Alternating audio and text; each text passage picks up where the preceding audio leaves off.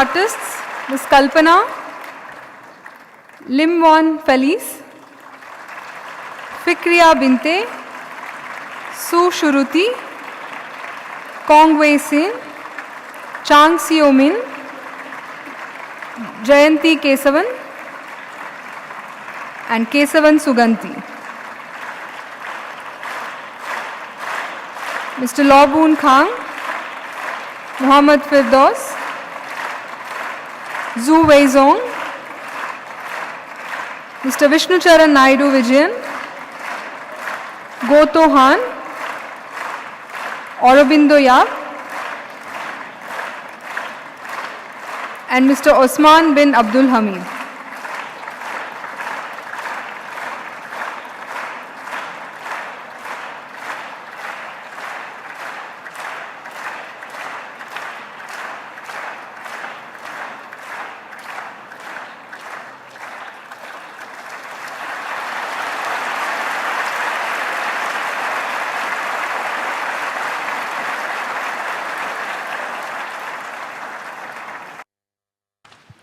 They asked me what should we present on the Singapore Day. I said present the story of Singapore because it is very inspiring how this country from a fishing village has grown into one of the global financial villages, and how people have prospered through hard work, dedication, discipline under the great leadership of founding fathers led by Mr. Lee Kuan Yew.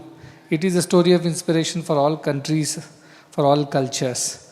I think that is why they presented it so very well musically, with lot of visuals back from 1960s all the way till now.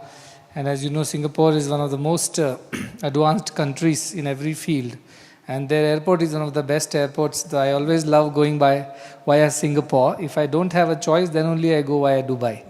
Otherwise it's always Singapore first. The Changi airport and its facilities, it's so convenient, so comfortable for everyone. See, they did not have oil, they did not have gas, they did not have natural reserves. All they had was a coast, and all they had were people. And these people they trained, educated, built them well, created jobs, financial acumen they built in themselves, and so smartly, so strategically they built their ports and airports, and how wonderfully they came up in their way. That is an inspiration. You know, if we start complaining, we don't have all this, so we cannot start. No, you have to take whatever life has given you and make the best of it. And that is the inspiration. So I think all the countries that are watching, this is an inspiration for everyone. And till today, as whenever I go to Singapore, I feel very, very happy being there. I only expect a little more spirituality in people's lives. That's all is my complaint. That, you know, when in the pursuit of materialistic achievements, somewhere we shouldn't forget our spiritual standings, because then we can go off balance and, you know, things can go awry.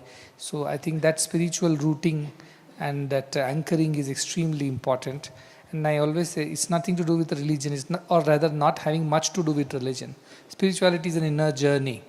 Everybody should be in touch with their inner selves, whichever be the path, religion, meditation and any other way.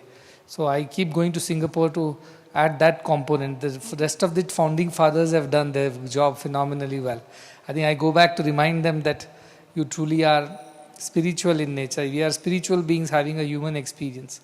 We are not human beings trying to experience spirituality. And this merlion which we see there, Singapore, or the name Singapura comes from the Sanskrit word simha, which means lion, fearless lion. And the fearless lion is in Vedanta is called as Vedanta Kesari.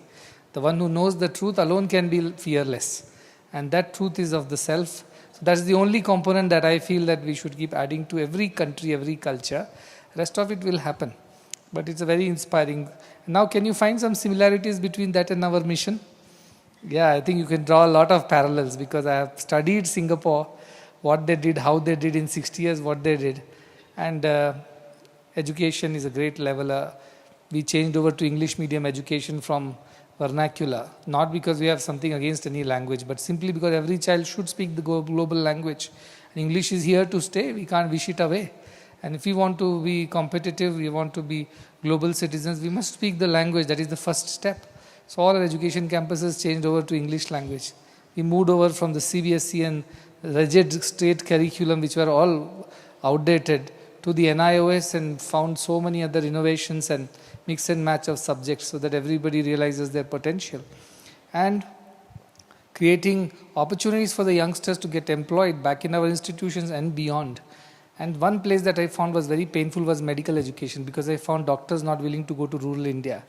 And that is why we removed fees from the medical education, so that doctors don't have debts to pay and they don't have to treat the patients as customers and vending machines.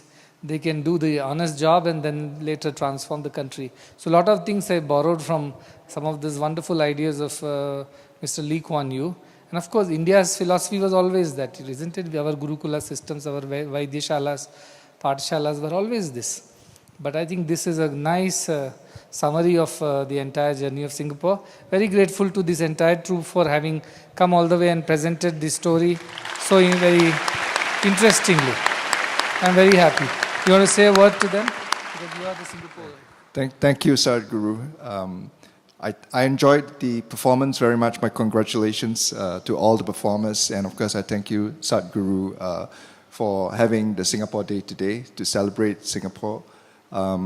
A lot of the songs that they used in the performance were national songs. Some of it was from the 80s. I remember them very fondly. I learned them in school. So it was wonderful to see that. And I think it's wonderful for us to be able to share Singapore stories with the audience and also with all the students out there. I hope you enjoyed that very much. I certainly did. So thank you again very much, Sadguru. Thank you. Thank you. Thank you so much. We request all to rise as we conclude with the national anthem of Singapore, followed by the national anthem of India.